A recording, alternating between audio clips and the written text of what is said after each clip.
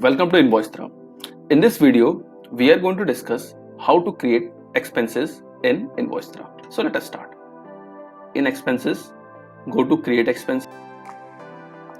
This is the option to select a category. In the last video, we have seen how to create administrative category. So I am selecting that category. Under administrative charges, we have rent as category. So let us suppose I am paying rent to the landlord. So I need to add this expense. So I'll click on rent, select a supplier. Let's suppose the supplier is Shami Singh. Amount that I'm paying is, let us suppose, 10,000. Description: rent for the month of May.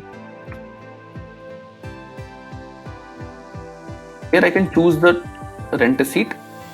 This is the expense date when I have created an expense. Let us suppose I have created an expense on 17th of June.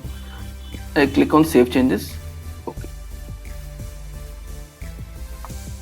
So this is how you can create the expenses. Now go to expenses, list expenses. So here all the expenses that I have created will come. Just now we have created a rent category, so that category of expense will come here. Now as soon as you create this expense, you go to Invoicetra dashboard. You go to this. Here this expense will be added in the month of June. Automatic entry will happen to the system. So from this expense earning graph, you can able to check in a particular month. Let's suppose in June, you click on June, you can get how much expenses I have done, what is my earning and what is my profit.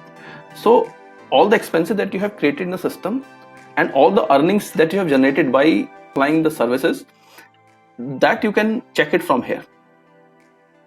Hope you understand how to create expense. Thank you.